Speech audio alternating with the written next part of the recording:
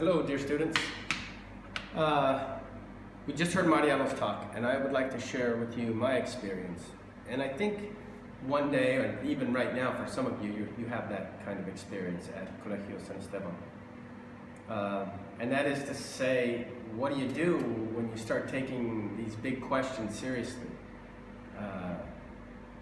What is truth, I guess, or what's the greatest form of government, or what are the biggest moral questions? Is what about homosexual marriage? What about abortion? Start asking those questions. And we live in a world that's pretty much modern. We have the culture, that is. We have the same attitude as what Mariano talked about, is that, well, I'm going to do it myself. I'm going to invent it myself. I'm going to start all over, or whatever. I'm going to start from the beginning. We don't really look to the fathers of philosophy and theology so much.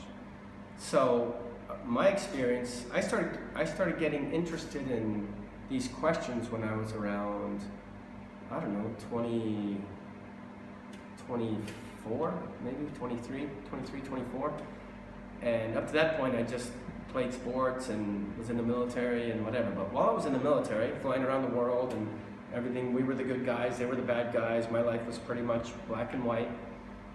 I lived on purpose near a university, and I had friends on purpose who were both Catholic and pretty good thinkers, because I started getting interested in these things. So we would get together and have a beer in the bar, in the pub, and have a beer on the weekends and talk.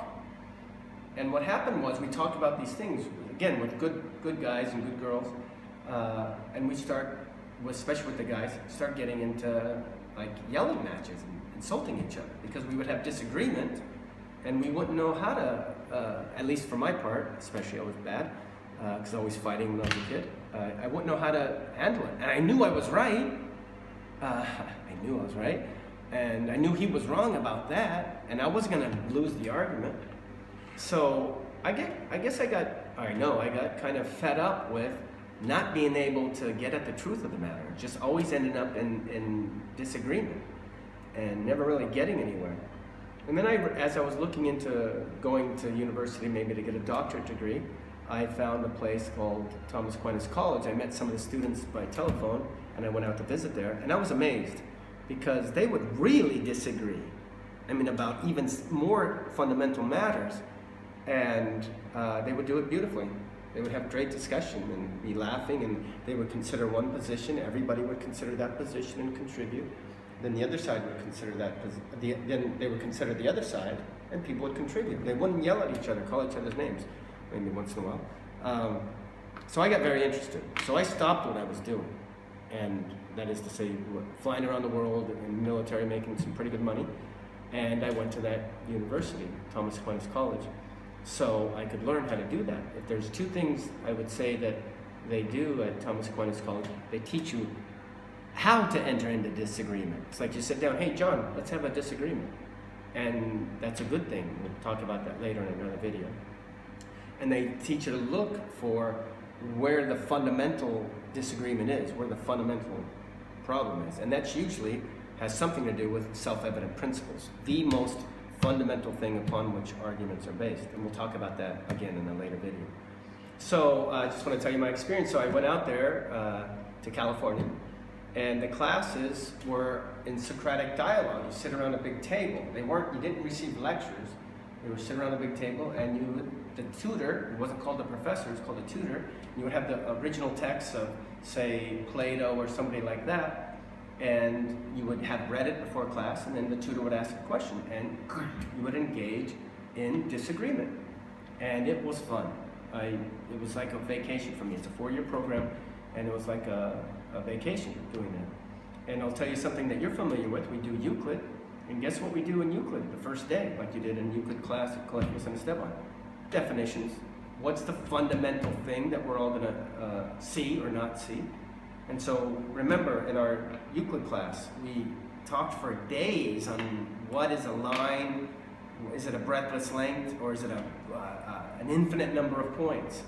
And we discussed it and discussed it and discussed it, and we finally made a distinction between what you see with your intellect and what you see with your imagination. Even if you can't draw it, even if you can't make a picture of a point, say, It's going to be a dot. If a point is that which has no part, you can't obviously make a picture of it. As soon as you make a picture of it, as we discovered, it's got parts. So we did that at Thomas Aquinas College. Every day, in every class, we discussed things. And then you learn, then you go to philosophy class, for example, and guess what you read? The disagreements of Plato, actually called the dialogues of Plato. The dialogues, Plato was a student of Socrates, and he followed Socrates around. You know what Socrates did? Got in disagreements with people. Said, how do you know that's so?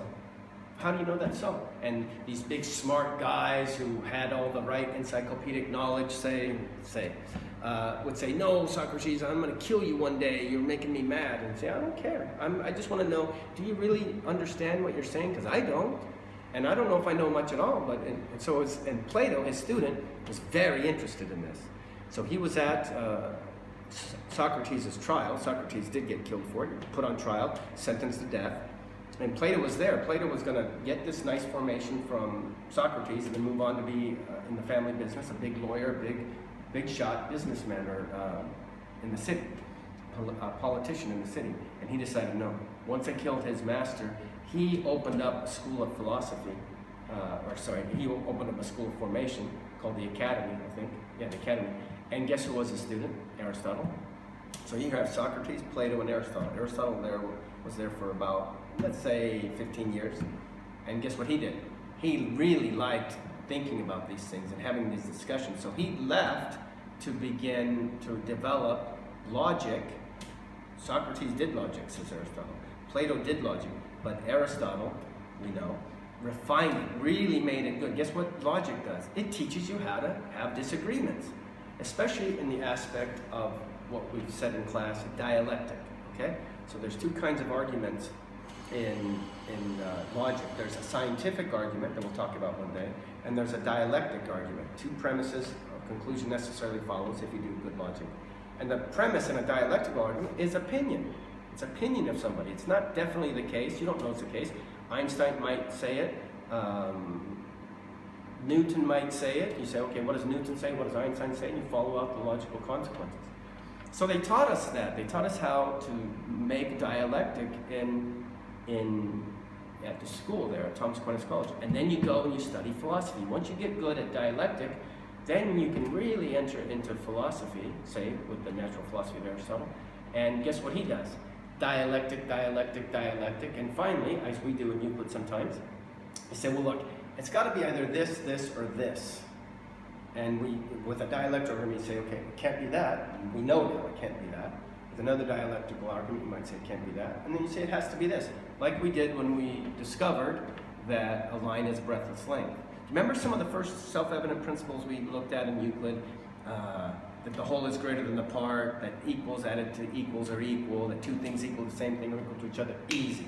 The whole part about a line being a breadth length, and especially and not a bunch of points put together, and that a point is that which has no part. And we kept saying no, and the next day we'd say, okay, I get it. And the next day we come to class, oh no, I don't understand it. I don't understand it, and we have to review it, because as we see in doing Euclid, it's a real difference between intellect and imagination. They're both good, but one needs to be subordinate to the other. That's what we concluded to. Okay, so it was really cool there at Thomas Aquinas College. We did that with theology as well, with St. Thomas Aquinas. Even St. Thomas Aquinas, he would start arguments. He would say, whether there are three persons in the Trinity. It would seem that there are not three persons in the Trinity. Boom, boom, boom, and he'd list objections of thinkers. So-and-so says this.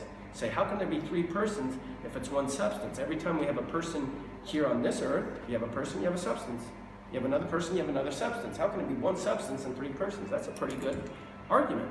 And so St. Thomas would start off by listing the arguments against his position. And then he would develop his position and then try to resolve what were the arguments against his position. Really, really lovely. So we're going to start this whole class, this whole series, talking about what Descartes' position was, okay?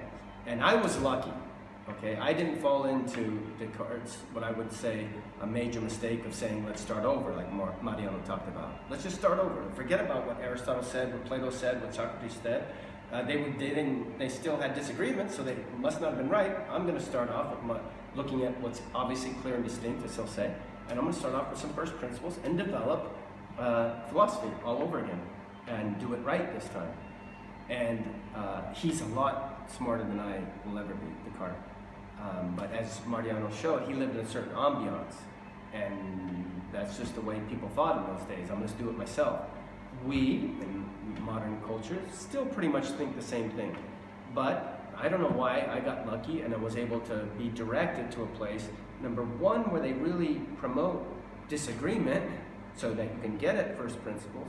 But number two, that they have a great respect for the forefathers that went before us.